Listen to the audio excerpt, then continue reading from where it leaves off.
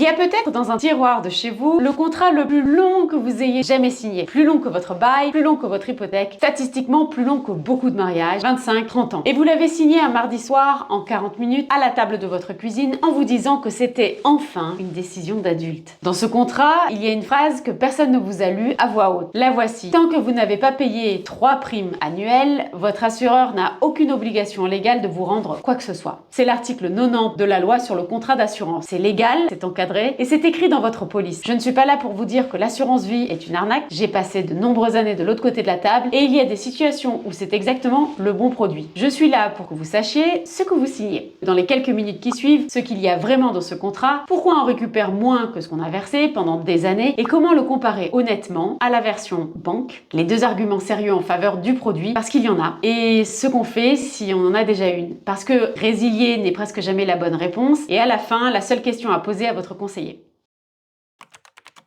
1. Ce que vous avez signé en réalité. En Suisse, assurance vie ne désigne pas un produit, il en désigne 3 et ils n'ont presque rien en commun. Le premier, c'est le risque pur. Vous payez une prime et si vous décédez pendant la durée du contrat, un capital est versé à vos proches. Si rien n'arrive, vous ne récupérez rien. C'est une protection exactement comme votre assurance ménage. C'est le moins cher des 3, de très loin. Le deuxième, c'est l'assurance mixte ou assurance épargne. Là, une partie de votre prime paie une protection et l'autre partie constitue un capital qui vous sera versé à l'échéance. C'est celle que la plupart des gens ont. Le troisième, c'est la version liée à des fonds, même principe, mais la partie épargne est investie sur les marchés. Concentrons-nous sur la mixte parce que c'est là que tout se joue. Une assurance mixte, ce n'est pas un produit, c'est 2 produits dans une seule enveloppe. Une protection d'un côté, une épargne de l'autre. Chacun des deux a un prix, un rendement, une utilité. Et le problème n'est pas qu'ils soient réunis. Le problème, c'est que réunis, on ne voit plus lequel coûte quoi. Ajoutez une deuxième couche, cette assurance peut être logée dans un pilier 3A, la prévoyance liée, celle qui se déduit de vos impôts, ou dans le 3B, la prévoyance libre. Le pilier, c'est le cadre fiscal. L'assurance, c'est le produit à l'intérieur. Ce sont 2 questions différentes et on vous les vend en une seule fois. Un ordre de grandeur pour situer. Les avoirs du 3e pilier liés pèsent autour de 140 milliards de francs en Suisse. Environ 2 tiers sont chez des banques, environ 1 tiers chez des assureurs. 1 tiers, ce n'est pas marginal, ce sont des centaines de milliers de personnes qui ont signé pour 25 ou 30 ans. Et la question que je veux vous poser n'est pas est-ce que c'est bien ou mal, c'est est-ce qu'on vous a montré la courbe? Pourquoi on récupère moins que ce qu'on a versé? Si vous voulez sortir d'une assurance mixte avant l'échéance, vous demandez le rachat et vous touchez ce qu'on appelle la valeur de rachat. Sa formule est simple, le capital que vous avez effectivement épargné, plus les excédents qui vous ont été crédités, moins les frais. Retenez surtout ce que la formule ne contient pas. Elle ne contient pas la somme de ce que vous avez versé. Pourquoi cet écart? Pour 3 raisons et aucune n'est cachée. 1. Une partie de votre prime paie la protection. Cette partie-là est consommée comme la prime de votre assurance voiture. Elle ne s'épargne pas, elle vous couvre. 2. Les frais de conclusion de contrat qui incluent les coûts de distribution ne sont pas étalés uniformément sur 30 ans. Ils pèsent au début. Concrètement, vos premières primes financent d'abord la mise en place du contrat. 3. La loi. Tant que vos 3 primes annuelles n'ont pas été payées, l'assureur n'est pas tenu de racheter le contrat. Avant ça, votre droit de sortie n'existe pas en tant que droit. Et je veux être précise, parce que c'est important. Ces valeurs de rachat ne sont pas inventées par l'assureur dans son coin. Elles sont soumises à l'approbation de la FINMA. Le système est encadré. Personne ne vous a menti, on ne vous a juste jamais montré la courbe. Et il y a une chose que presque personne ne sait. Votre assureur est tenu de communiquer chaque année la valeur de rachat effective de votre contrat. Elle est dans une attestation. Vous l'avez reçue, elle est probablement dans le même tiroir que la police. Alors, avant la suite, faites-moi une faveur. Mettez la vidéo en pause et allez chercher ce papier. Ce chiffre qui vous intéresse tient sur une ligne. On vous a vendu ce contrat avec un mot très puissant, garantie. Et c'est vrai, il y a bien une garantie. La vraie question, c'est garantie à combien ? Dans une assurance vie classique, la partie garantie du contrat est calculée avec ce qu'on appelle le taux technique et ce taux n'est pas fixé librement par l'assureur. L'ordonnance sur la surveillance en plafonne le niveau et c'est la FINMA qui publie le plafond en vigueur. Ce plafond, aujourd'hui, pour un contrat en francs suisses, 0,35%. Il est à ce niveau depuis le 1er septembre 2024. De précision honnête, d'abord ce taux est figé au moment de la signature pour toute la durée du contrat. Donc si vous avez signé il y a 25 ans, vous avez peut-être un taux qui serait impossible à obtenir et ça change complètement la conclusion pour vous. On y revient dans quelques minutes, ne partez pas. Ensuite, ce taux garanti n'est pas du tout ce que vous touchez. Il y a aussi les excédents, la participation aux bénéfices. Sauf qu'un excédent, par définition, n'est pas garanti. Et c'est une espérance, pas une promesse. Alors disons les choses simplement, une garantie ce n'est pas un rendement, c'est une promesse de ne pas perdre. Et cette promesse a un prix, c'est le rendement auquel vous renoncez pour l'obtenir. Ce prix peut être totalement justifié si l'idée de voir votre épargne baisser vous empêche de dormir. Cette garantie vaut peut-être chaque franc qu'elle coûte. Ce n'est pas irrationnel, c'est juste que ce n'est pas gratuit et que personne ne vous a dit le prix.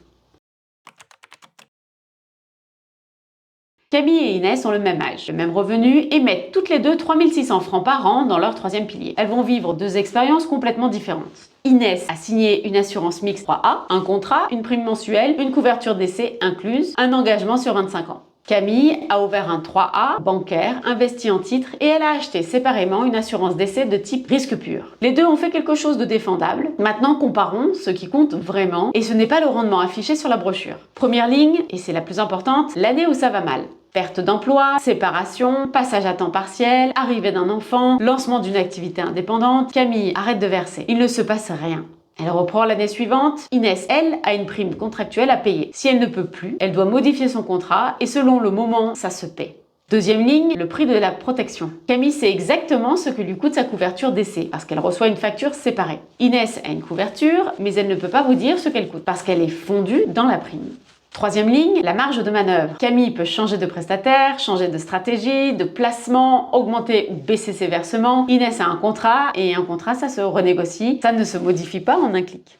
Quatrième ligne, celle du début de cette vidéo. Si Camille arrête au bout de 3 ans, son argent est là, au franc près, plus ou moins la performance des marchés. Si Inès arrête au bout de 3 ans, elle découvre la courbe, alors qu'Inès s'est fait avoir ?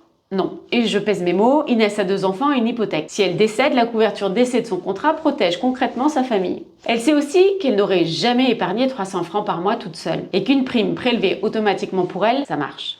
Une solution imparfaite contient 25 ans, bat une solution optimale qu'on abandonne au bout de 2 ans. Le vrai critère n'est donc pas banque ou assurance, c'est une seule question. Est-ce que je peux honnêtement m'engager à payer cette prime pendant 25 ans, y compris les années difficiles ? Et là, il faut dire quelque chose qui dérange. Ce sont les carrières interrompues qui paient le prix fort de ces engagements. Congé maternité, passage à temps partiel, réorientation. En Suisse, ces interruptions ne sont pas réparties également entre les hommes et les femmes. C'est mesuré et on en a parlé en détail dans la vidéo sur l'épargne des femmes. Un produit qui punit l'irrégularité n'est pas neutre. Il pèse plus lourd sur celles dont le revenu est par construction irrégulier.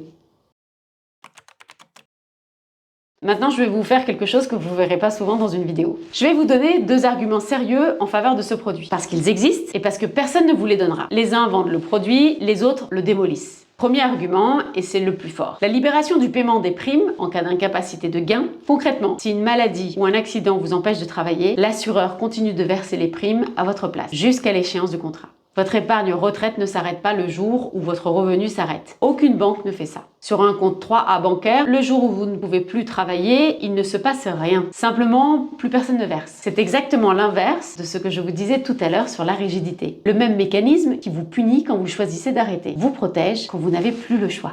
2 précisions, parce que c'est une option, pas un cadeau, elle se paye. C'est une couverture supplémentaire, elle a un prix dans votre prime et elle ne se déclenche pas au premier jour d'arrêt. Il y a un délai d'attente, souvent 90, 180, 360 ou 720 jours selon ce que vous avez choisi et la prise en charge est proportionnelle à votre degré d'incapacité, généralement à partir de 25%.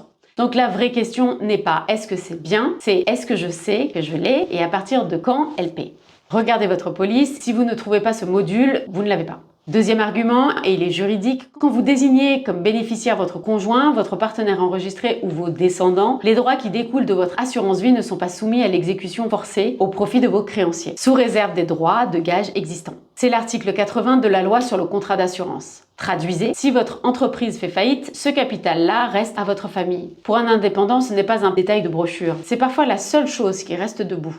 Et je dois être précise parce que c'est là que la plupart des contenus sur ce sujet racontent n'importe quoi. On lit partout que le 3A bancaire serait saisissable et le 3A assurance non. Dit comme ça, c'est faux. Tant que les prestations d'un 3A ne sont pas exigibles, elles ne peuvent être ni cédées ni mises en gage et elles échappent à l'exécution forcée, que votre 3A soit à la banque ou chez un assureur. Une fois versées, en revanche, le tribunal fédéral considère qu'elles ne sont que relativement saisissables. Seule la part qui dépasse le minimum vital peut être touchée.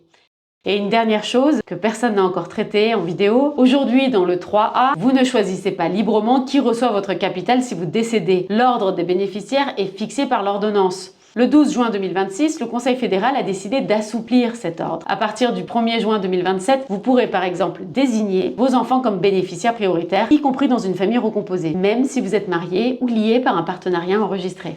Si vous êtes en famille recomposée, notez cette date. C'est peut-être la seule information de cette vidéo qui vous fera reprendre rendez-vous chez votre prestataire, et pas pour signer quelque chose, pour corriger quelque chose.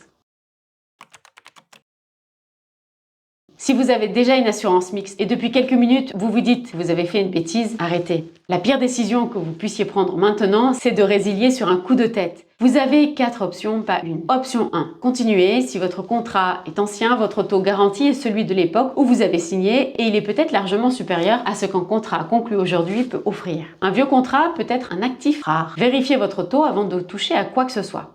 Option 2, et c'est celle que presque personne ne connaît, la libération du paiement des primes. On appelle aussi la réduction. Si vous avez payé 3 années de primes, vous pouvez cesser de payer sans résilier. Le contrat continue avec une somme assurée, recalculée à la baisse. Vous ne sortez pas, vous mettez en pause. Attention, les couvertures complémentaires, elles tombent.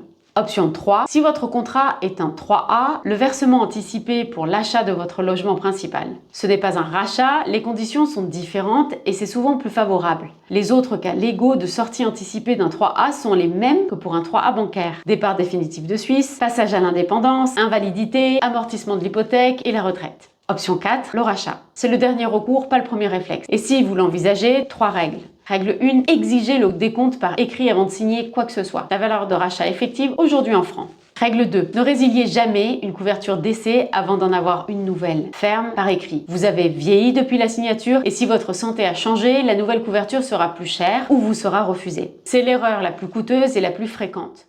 Règle 3. Dans un 3A, le rachat ne vous rend pas votre argent librement. Il reste soumis au capital légaux et le capital est imposé séparément à la sortie. Sortir n'est pas la même chose que récupérer.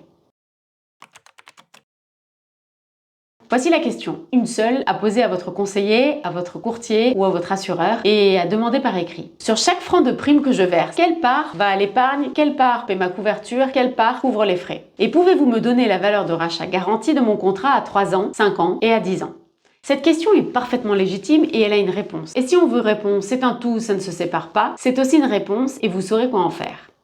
Je termine par la chose que je pense vraiment. On ne signe pas une assurance vie pour du rendement. On la signe parce qu'à un moment donné de sa vie, on a eu besoin de se sentir protégé, responsable, adulte, quelqu'un qui a pris les choses en main. Ce besoin-là est parfaitement légitime. Il mérite juste mieux qu'une signature de 40 minutes un mardi soir. Vous n'avez pas besoin d'un contrat de 30 ans pour être quelqu'un de responsable. Vous avez besoin de comprendre ce que vous signez. En commentaire, je suis curieuse d'une chose. À quel âge avez-vous signé votre premier contrat de prévoyance? Est-ce qu'on vous a montré la courbe? Et si vous n'avez pas encore vu la vidéo sur le 3e pilier, elle est juste là. C'est la suite logique de celle-ci. À très vite.